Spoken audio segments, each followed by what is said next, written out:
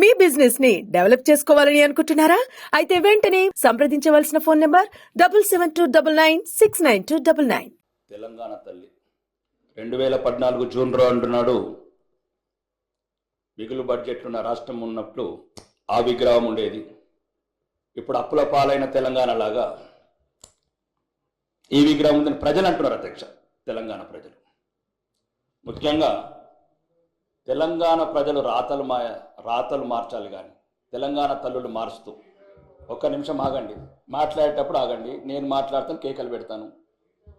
నేను ఒకటి అధ్యక్ష, మరి ముఖ్యంగా ఈరోజు మళ్ళీ వచ్చే ప్రభుత్వం మళ్ళీ మార్చాలి అంటే ఇవి రాను తెలంగాణ ప్రజల మీద గుదిబండ పడుతుంది. అధ్యక్ష, నిన్నొక్కరు, ఈరోజు ఒక్కరు, రేపొక్కరు పార్టీ తెలంగాణ ప్రజలంతా ఈరోజు అందులో ఒకటే ఒక లోపం ఉంది. ఓకే, అది మీరు సర్దిద్దుకోండి, లేకపోతే లేదు. ఈ ఒకటి మంత్రి గారు, మీరు గౌరవనీయ మంత్రులు, అదొక్కటే మీరు చేసిన పని అస్తం పెట్టుట్లా తెలంగాణ ప్రజలంతా కాంగ్రెస్ తల్లి అంటున్నారు. అధ్యక్ష, బహిరంగంగా చెప్తున్నా, వాళ్ళు చెప్తలేరు.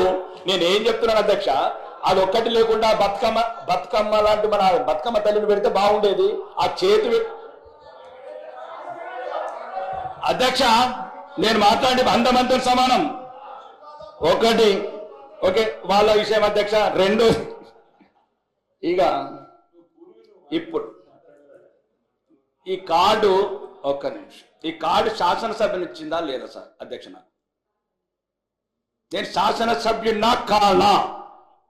తెలంగాణ శాసనసభల 6 ప్రజలు ఎన్నుకున్న ప్రజాప్రతినిధినా కానా?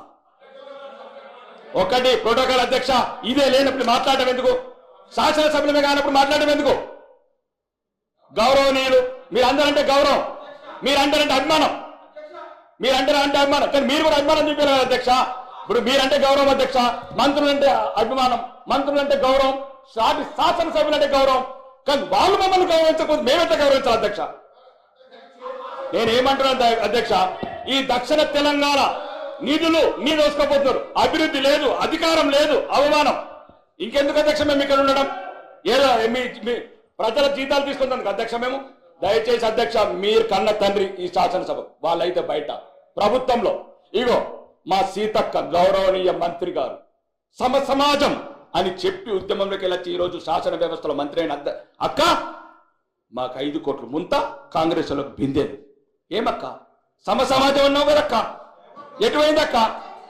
ఒక నిమిషం ఆగండి, నేను ఇది రుజువులతో చెప్తున్నాను అధ్యక్ష. అడుగడుగున అవమానాల పాలు చేస్తున్నారు. అభివృద్ధి లేదు, అధికారం లేదు, ఉల్టా అవమానం. ప్రతి అధికార వ్యవస్థని ప్రలోభ పెడుతున్నారు. ఒక్క నిమిషం, నేనే